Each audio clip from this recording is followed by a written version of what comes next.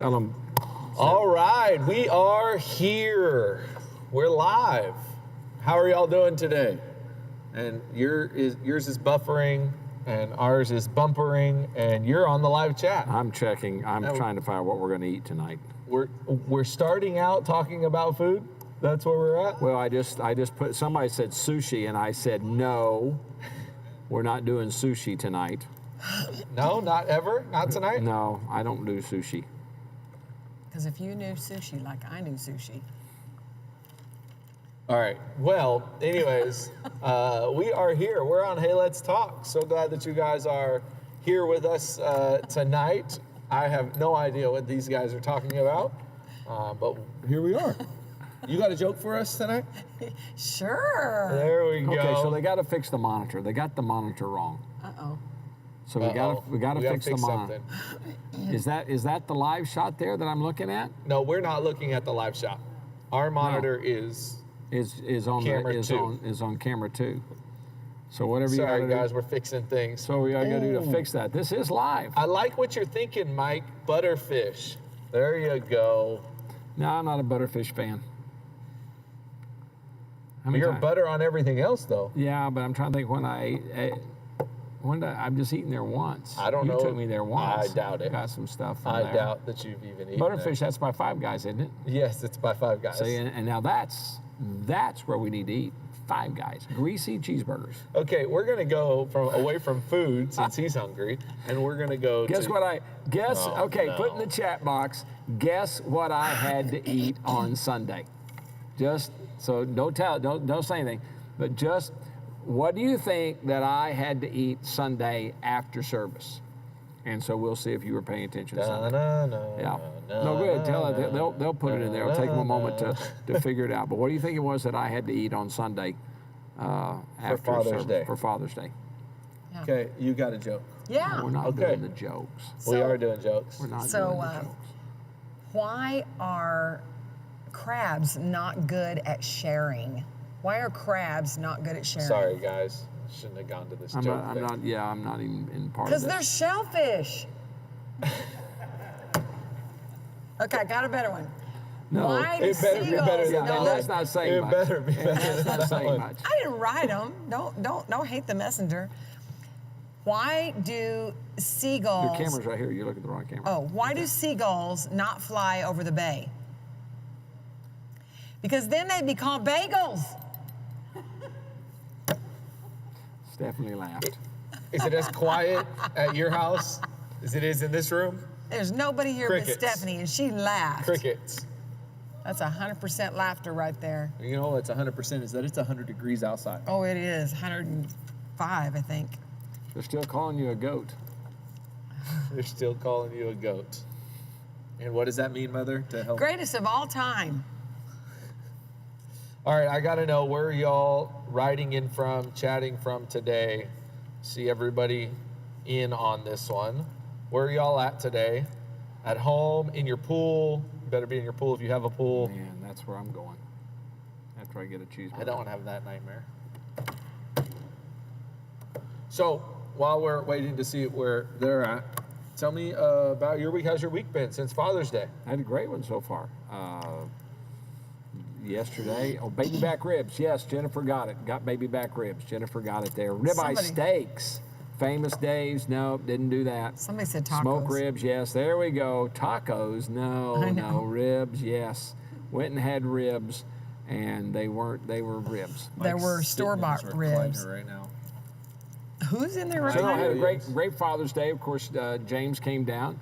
I got to see him. So Were you surprised? Yes, very surprised to get to see James. And so I had my boys in service. And that evening, we all went over to my daughter's house, and the grandkids are all there, and we sat and ate steak. So I had steak and ribs. Yeah. And what else did you have that night? What did you have for dessert? Oh, I had peach cobbler. Just store-bought peach cobbler? No, my son-in-law made peach cobbler, and it was unbelievable. Menudo, yeah, Rick, yeah, thank you, Menudo, no. No, not going to happen. No. But you had peach cobbler. I had peach cobbler, and it was delicious. It was I wouldn't delicious. know. How's your week been? It's been great. Are you recovering from your root canal from last week? It's a continuation of root canal because apparently he couldn't get the other root. So I have to go. I went Monday to have what I thought was have the crown put on, and he says, "Oh no, I have one more root to get." So he had to dig inside there to see if he could find the root. He couldn't find it, so now he's sending me to a specialist. So Thursday I get a specialist to go and dig inside my mouth for that. Prayers your way. Yes. For sure. Sorry, my phone is going off. I should probably shut this thing off, shouldn't I? You're hosting. I know. So we have had a lot going on across the board over the last couple months here at the church. But one of the things that we want to stop and talk about tonight before we go any further is the exciting things that are happening with Feeding Fresno. We are expanding Feeding Fresno. Of course, we've been talking about all of the COVID-19 emergency food distributions that we've been doing, and those went well. And so people say, well, we haven't done those in a few weeks, so that means that we're not feeding the way. In reality, we've ramped up our production, and now we're partnering with several other different groups. You've got the numbers. You talked to Pastor Debbie today. Yeah, it's kind of unimaginable to think or unfathomable to understand how much we're doing and outputting out of our warehouse, where before on a weekly basis getting ready for our drops, our food drops at different locations, which was amazing. We're so thankful for those of you that signed up and helped, and we're not done with that, but we were doing 1,000 boxes a week. Yeah. Like 1,000 boxes of food a week, which helped feed a family of 4.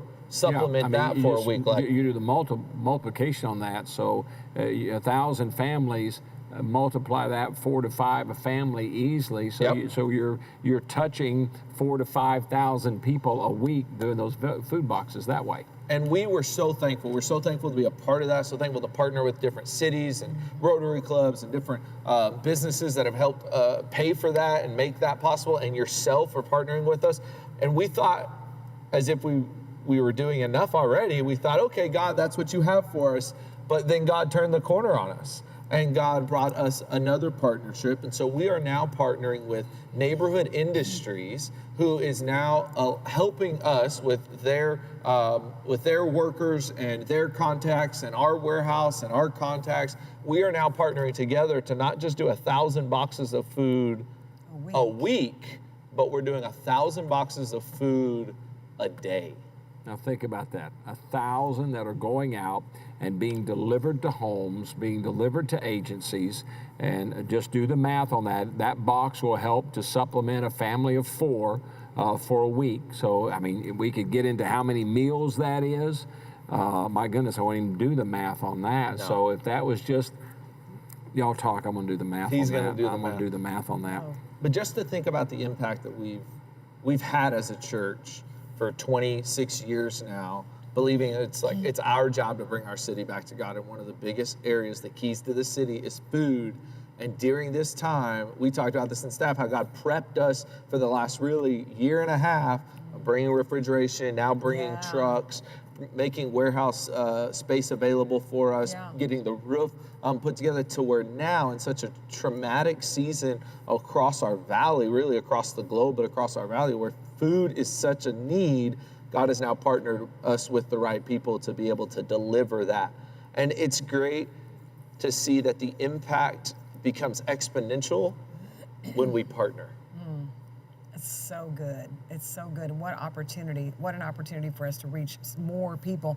If you do things the same, we've always said this, somebody said this years ago, that if you do the same thing the same way, then you're not going to get anywhere. But if you, because that's insanity. If you think you can do something different by doing the same thing the same way, that's insanity. But when we start to do something different, and God says, try this place, or go that direction, or whatever, and it's something new for us, and then it just expands. It's like this online audience. We were just talking about that a while ago, that the fact that we've been able to do this online streaming thing as well, it just opens up the doors for more people for us to minister to. So did I get this right? So if we've got a family of 5, he's doing math. We got a family of 5 okay, for a week, that would be times 7. Yes. And 3 meals a day. Yes. That would be times 3, Yes. times the 1,000 boxes. That's roughly 105,000 meals a week. Yes, and let me just buffer that. Like, that's amazing. But what we're not saying is that's 105,000 meals by themselves. We're helping supplement 105,000 meals, which is still a huge amount. Like 105,000 meals is this place filled over 100 times? 90 times? Yep. 90 times? Like, that's a lot. So That's a lot of meals. Explain that supplement, what that actually means. I'll let you explain that. Oh, now we're getting the technical part of the program, folks. That's why we don't call them bagels. Because they're seagulls? They're seagulls. So when we say supplement, we're not saying that you can take that box and that would be your only way of making meals for a week. What it does is it supplements your meals. It adds to them, and it adds to them in a substantial way. Yeah. So you're getting fruit and vegetables and canned goods and beans and rice and cereals and pastas, and so that's what we're meaning. So you're adding to that. It will be a primary supplement to that.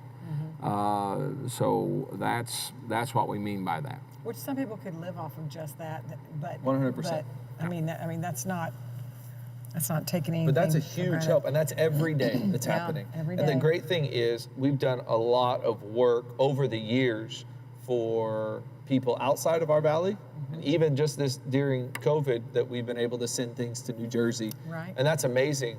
But all of these boxes of food are going to Fresno here in our County neighborhood. and our rural communities. That's good. Like, that is amazing That's good. to think that much food is coming out of us. But we need your help.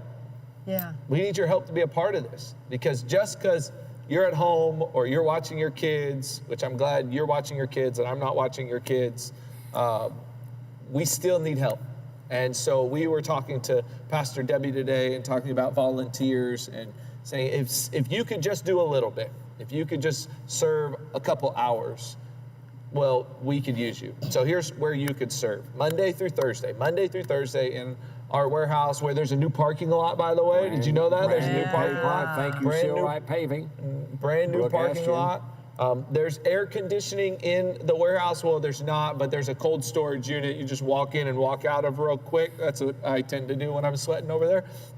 There's a warehouse over there, and right there in that parking lot from 8:30 to 1 p.m., they will be boxing food. You'll get to learn the ins and outs if you wanted to. You can learn how we do shipping and how we label and how we box and where we get our stuff from. But from 8:30 to 1:30, Monday through Thursday, whether you're a teenager who is at home and you're tired of being at home and you want to show your parents that you have Mom and Dad. grown and that you want to do something that affects the lives of other people, Come on. you can come.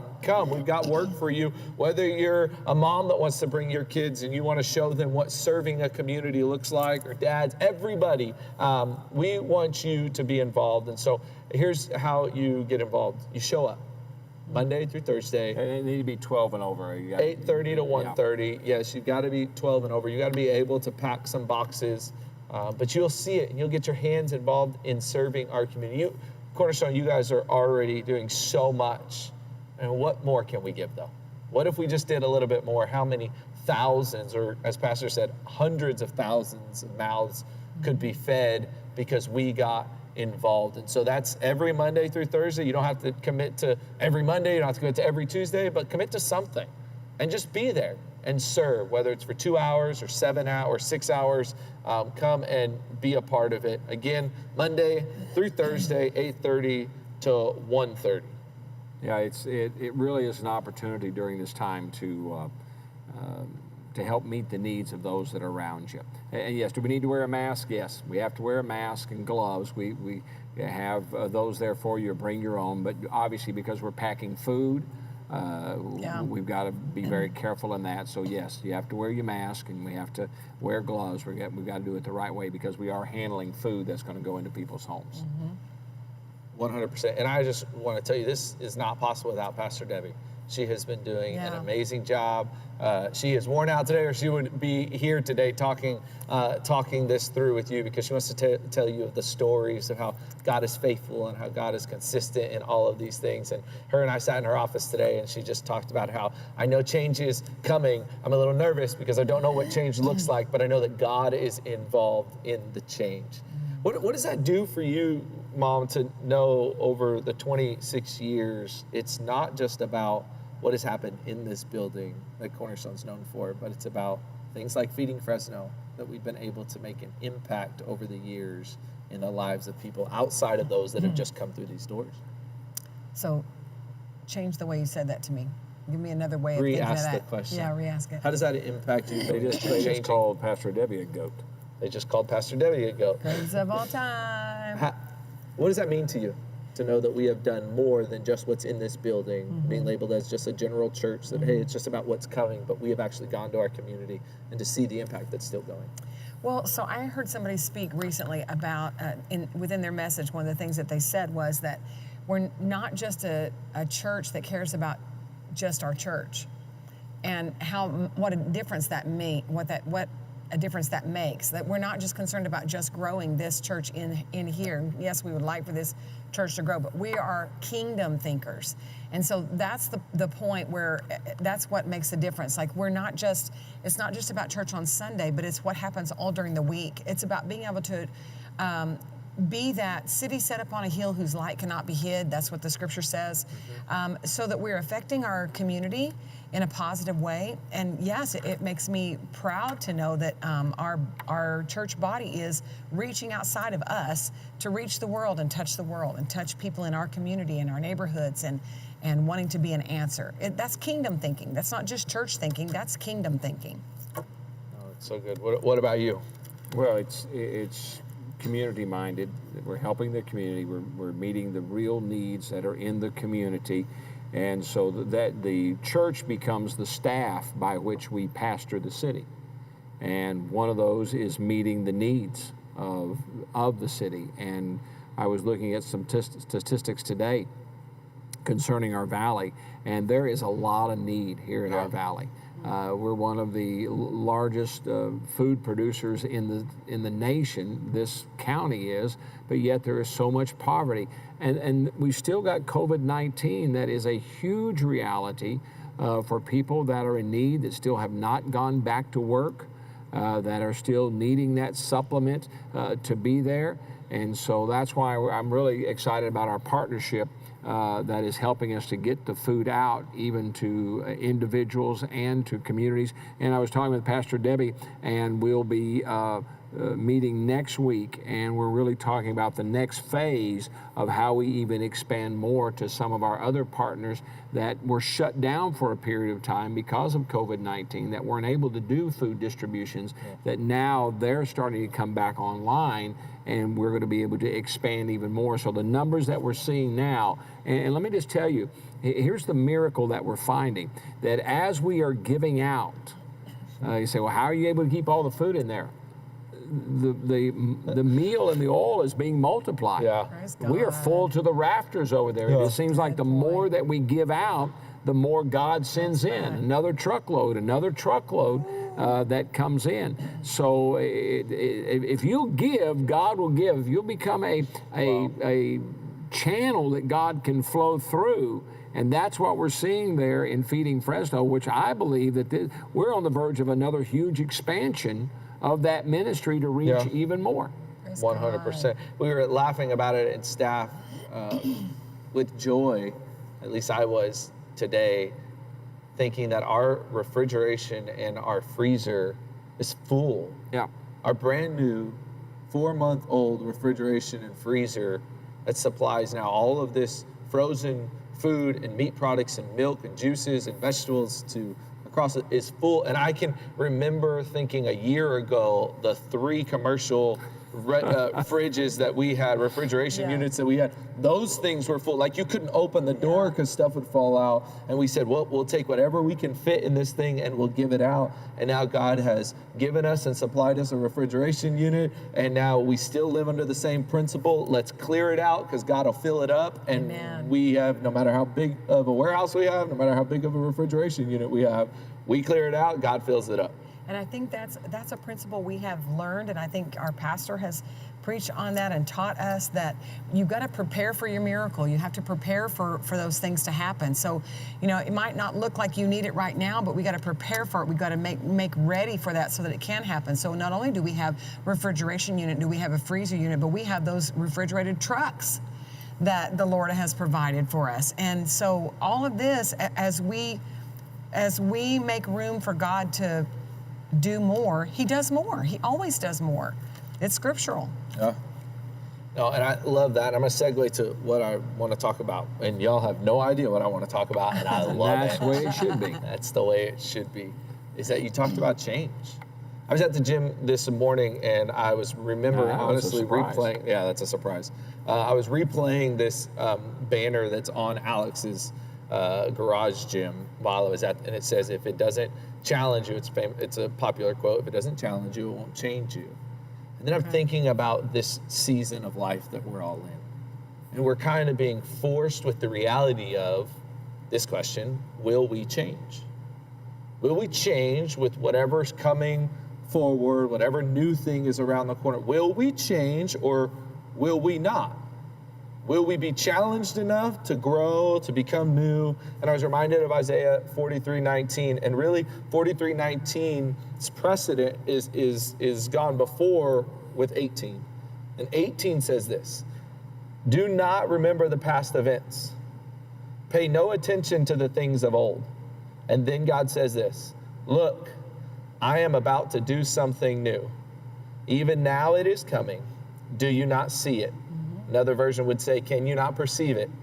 Indeed, I will make a way in the wilderness, rivers in the desert. This concept of change is right around the corner. Are we stuck looking back on what was yesterday, on rhythms, patterns, routines that you have all lived in? Because all of our routines are off. Like all of our routines are off. We were just in a meeting right now, everything is out the window when it comes to routine, lifelong routines. So the question to you is just a general thought for a second. Do you think as a world we're trying to push back to our regular routine rather than paying attention to what change could be on the horizon? I think people feel comfortable with what they already know. We've talked about this before. I think we feel comfortable as a whole with what we know. We're comfortable with what we know. It's when we get to a place where we don't know that we get very uncomfortable. We get very anxious, okay? And so our nation is facing, our world is facing a lot of anxiety because of all of this. But I think in order for us to come out ahead and really come out a winner, we have to look for opportunities and say, okay, this is a truth that I can't really schedule everything right now because I don't know what's going to happen. It sounds like things might stay here like this for a while. Okay, so what do I do in that case? I have to open myself up to other opportunities. I have to open myself up to the possibility for change and changing the way I do it, changing.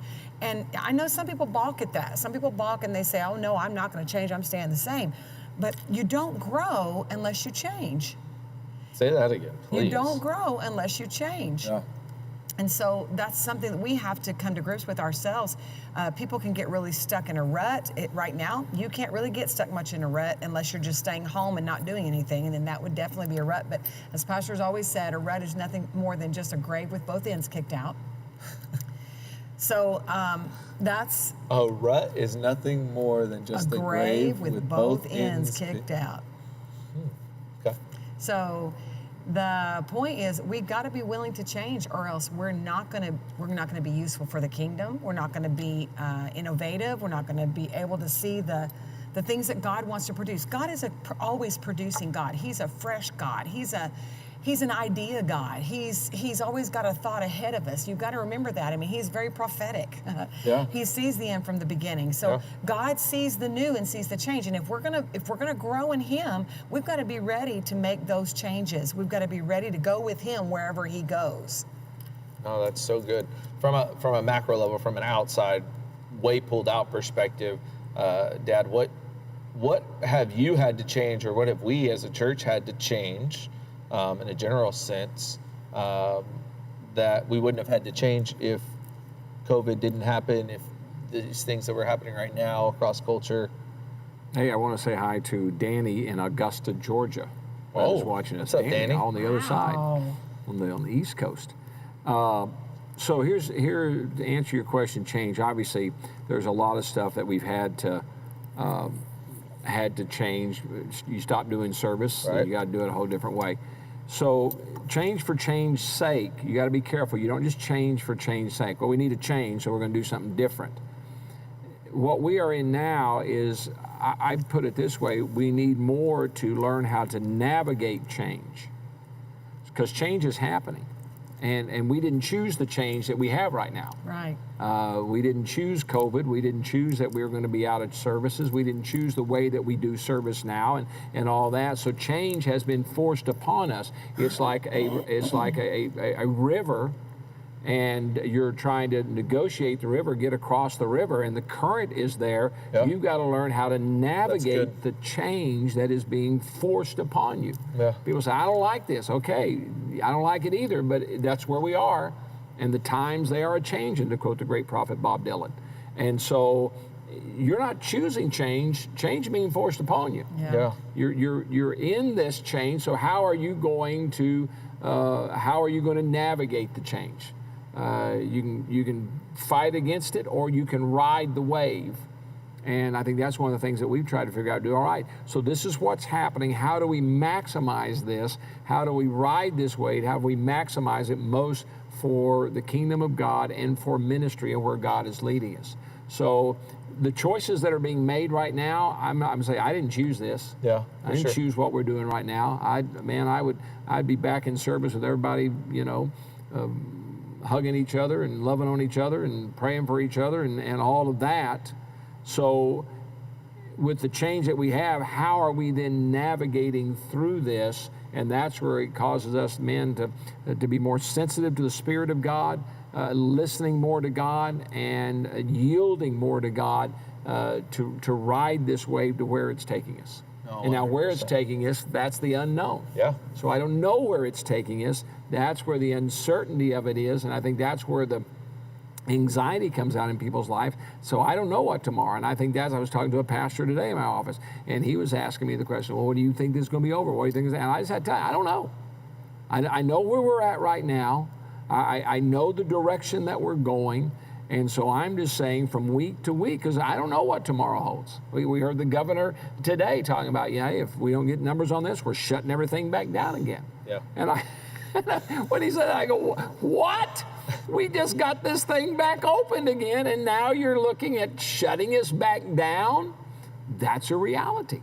I don't know what happens. I don't know what tomorrow, but I know God's leading us. I know that He has a way for us. He'll make ways, and that's where it says, do you not perceive it? Can't you see it coming? And so I think the word that God speaks to me, I'll be quiet and let y'all talk again, is that you have to navigate the change. You're not choosing the change. Okay, I'm going to change for change. I don't want that wall to be, I'm tired of it being gray, I'm going to turn it blue. No, we're not doing that. Yeah. The change is being forced upon us. For sure. So how do we navigate it?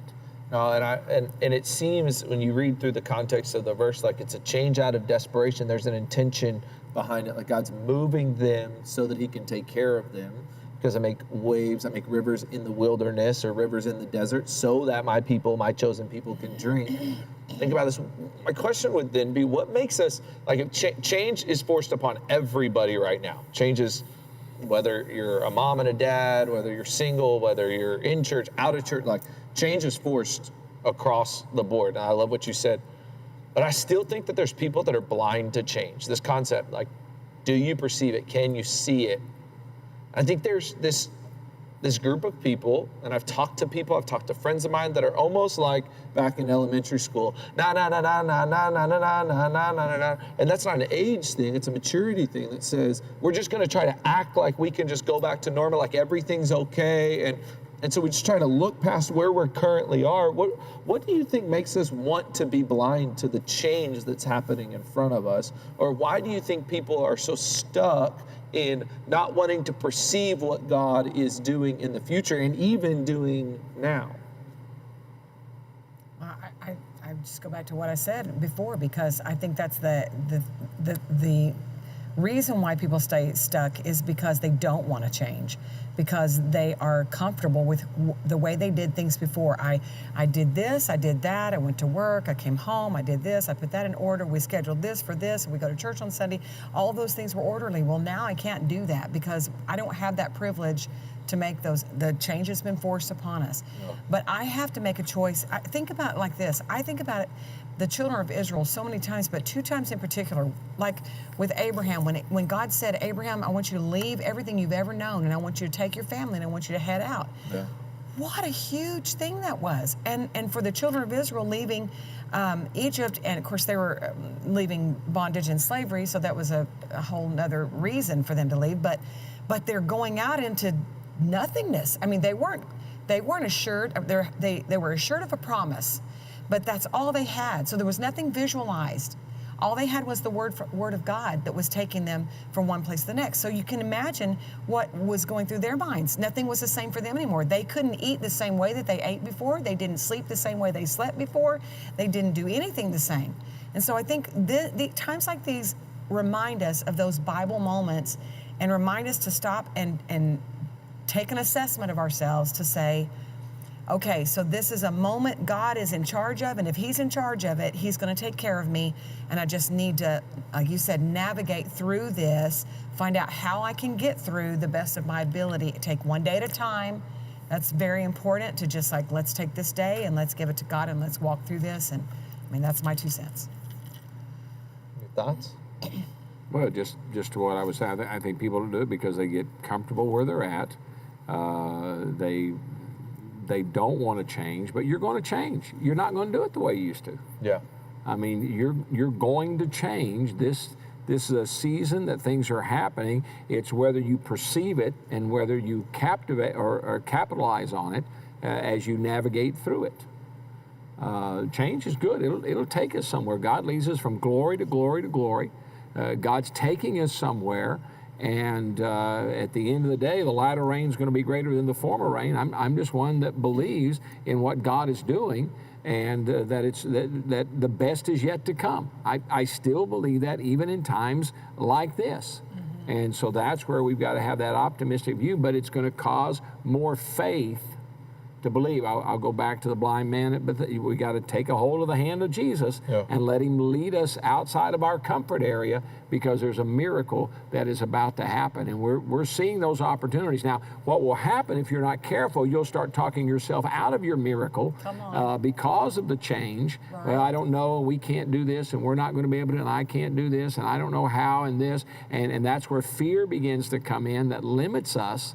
You got to say, nope, God's leading us, new opportunities, new way of doing it, just like we're talking about with feeding Fresno.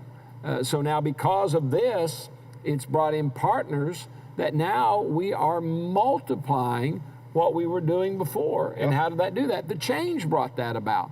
So I'm going to believe that even for what we are doing here with Cornerstone. It's uncomfortable. I don't like it. It's not something I'd like to do, and I'm praying every day, oh God, show me how to navigate this change better, to be able to accomplish your goals in the lives of people. This didn't catch the Lord by surprise, so we got to navigate the change and move with Him that way. So I'm going to be optimistic during this time. Yeah, and I'm going to say, on that, piggybacking on that we have no idea what's on the other side. We only know what we know. We don't know any more than that. We just know what we know. But you know what? When we allow God to do what He does, and we allow Him to help us to change, we make that choice. It's always our choice. I know there's some people that they don't make change very well. They don't like change, and they don't want to make change very well. In fact, let me just go to this. How about cell phones and a certain generation trying to get used to cell phones? I still have people that I know in my family that really know very little about a cell phone. And yet the cell phone has been monumental in changing our lives. So has Facebook. So you want me to help you do Facebook later? Or? Yes. Yes, I'm on that. Yes, I'm you on are. that. I even have an Instagram account. I don't use it. So the point is, and the internet has been a huge instrument for us to be able to use during this time, and it hasn't always. Not to mention the intranet. And the intranet, yeah. So I'm being made fun of now, but my point, I hope you're getting the point, is that we didn't know what was on the other side of some of these things. And so if we're ever going to get to innovation, we're going to get for transformation, we're going to get to some revelation, and we're ever going to get to those places, we have to be willing. Just willing to say, let me learn something new. I'm throwing that thing, teaching old dog new tricks, out the window, because I don't think that's scriptural at all. Yeah. I think we need to be learning new things all the time, because when you stop learning and you stop learning, you have ceased to live, and you've ceased to be a part of what is current and what is happening. And so I think that's what happens within people's life. I know some people say, well, I'm not going to wear one of those masks. Well, okay, but you're robbing yourself, because we could be having a great conversation right here in this room with each other, but you won't put on a mask. And so, hey, that's your problem. I don't like the mask. It doesn't mean I have to like it, but I'm putting it on. I can't go into a store or a restaurant unless I have one on. So I'm going to put one on, because I'm not going to stay back. I'm giving into that thing. And that's so good what you just said. Change is uncomfortable. Yes. And change really is, the pain of change is undesirable. Like the discomfort of doing something that you're not used to, that you don't want to do, that's not known. But yet change, and this is what he said, change is required to get you to your new place. If you don't change, you're insane. And so we always want to talk with this language of, I want something new. I want a better this, I want a newer that, whatever, fill in the blank. Like, we've all got it. But when it comes to what God is asking us to do in that journey of trusting Him, we don't want to change. We don't want to step outside of our comfort zone. Like I think about the gym, like if I want to do X, Y, Z, if I want to be healthy, there's some things that I have to do regardless of what I think about it or what I feel about it. Like I have to go through that change, not because I want to be able to do a set amount of reps or because I want to sweat so much. It's so that I can get a desired result. And I think right now we're being forced to think about change from a macro level with the church to an individual level as a Christian. How can we change to get to the desired goal? And let me tell you, the desired goal is not your desired goal. The desired goal is God's desired goal for you. And God is putting you in an uncomfortable position right now to hopefully force you to go, okay, if I would just trust Him, if I would just follow Him, if I would just lead or heed His voice, if I would trust the Holy Spirit's guiding in this, then just maybe I'll get to the desired goal that God has for me. Because I don't doubt it one bit. Like, God has a plan for all of us. Like, that's not just something that we say. Like, I literally believe that God wrote my days out before me, that nothing has caught Him by surprise. But the question is, will I jump into His boat? Will I follow Him on His way? Will I go in the wilderness that I feel like I'm in right now? Will I get to Him and find the way? In the moment in the desert where I feel like there is no kind of rest, or there's no water to rehydrate me, will I find His river to be able to refuel me? Forget about the desired outcome for a second and look at Him. Like that's what I want to talk about today. And just to close, like, I think we miss in all of the change and all of the chaos, we're still missing Him. We're seeing the outcomes and we're seeing the effects of things, and we're feeling it, and your feelings are very valid, but they're not all of the truth. And I think what God says in Isaiah 43 rings really true to us. Don't look at what was. Don't look at what has already happened. Right now, pay attention to Him. He says if we pay attention to Him, then we will find the way in the wilderness, and we'll find the rivers in the desert. And some of y'all need to be rehydrated with His Spirit.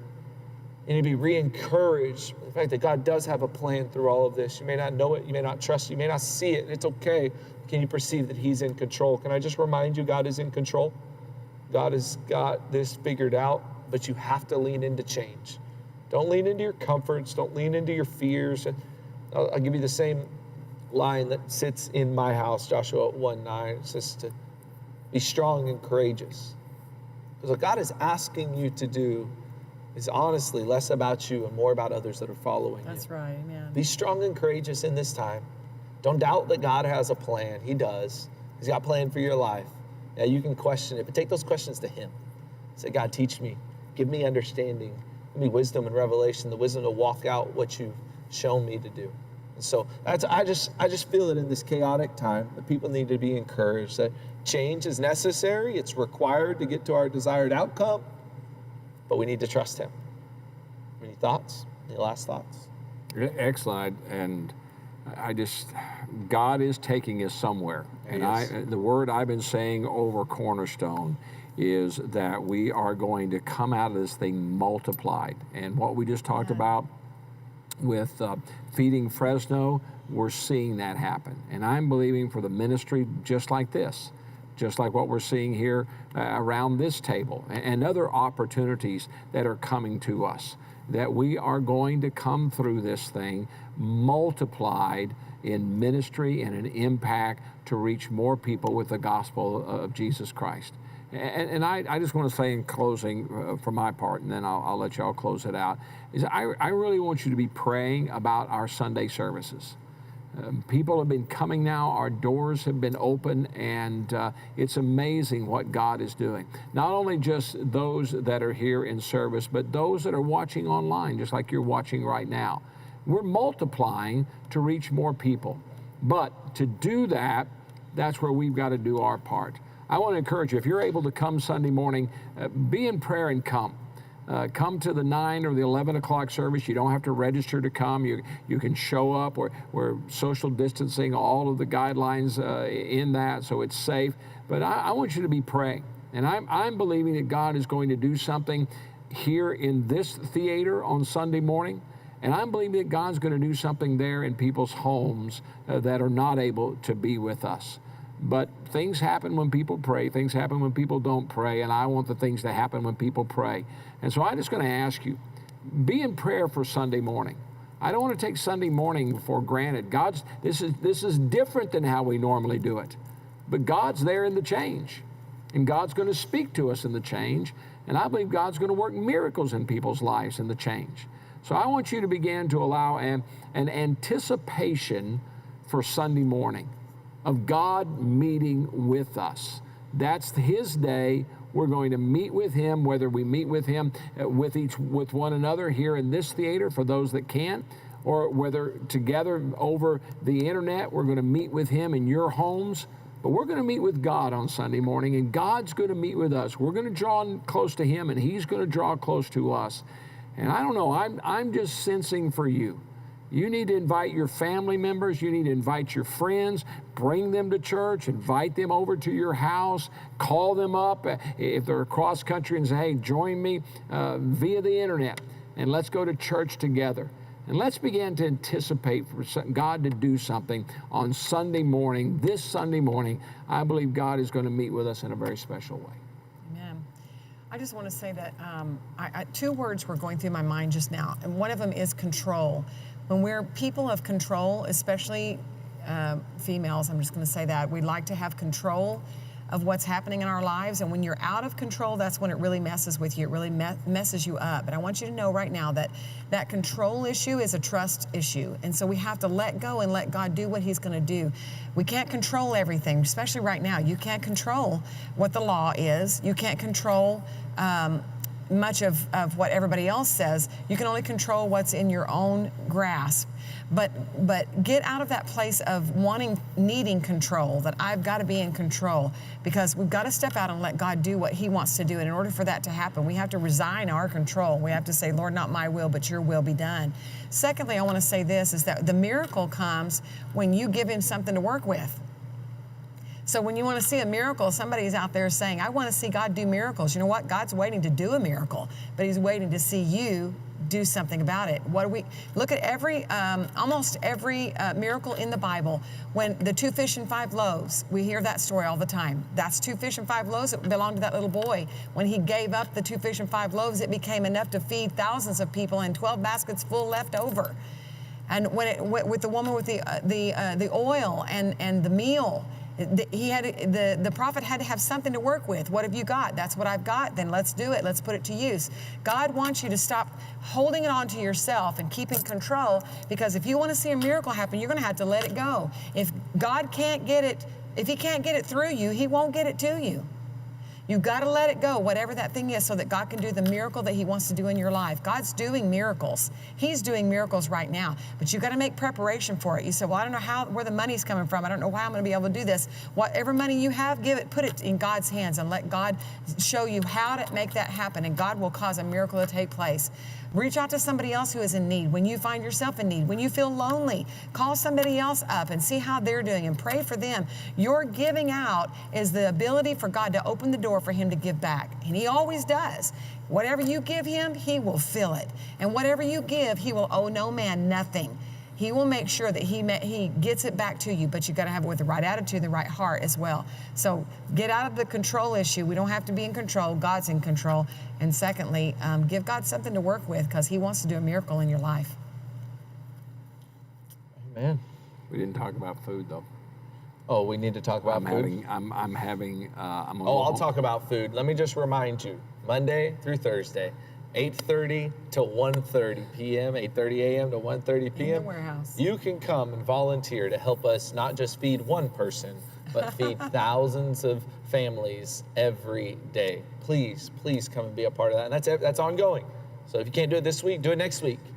But let's do what we can to serve our city. I'm going to have bacon and eggs and Well, waffles. I'm so thankful that you guys watched Hey Let's Talk, because he's just going to make all of us hungry right now. I'm hungry. So you're probably already eating. You're at your dinner table. We are so glad that you joined us. We should have this event catered our in. table. Wouldn't that be great if we had food on the table? Because it is a table. We could have food, and we could have dinner with our audience. Basically, he was going to say we're going to change the name to Hey Let's Talk to Dinner with the Franklins. Hey, let's eat. Hey, let's eat. Hey, let's eat. Only if we feed our cameramen, right? Our cameramen need to eat back there. But anyways, Fat Jack's, thank dude. you Fat guys. Jack's He's just has going to keep great talking burgers. about food. They do. Mom, thanks for being I've here. been there in a long He's time. over the top with food. He's hungry. Love you guys. See Thanks you for guys. watching. Sunday. See you Sunday. Don't forget. Wednesday Youth tomorrow. Wednesday Youth. Sunday. Bring somebody or get them to your house or connect with them over the internet. Okay. I've got to see who's texting me. And join Bye, me guys. on Facebook, Cornerstone Fresno, Friday morning, 7:30.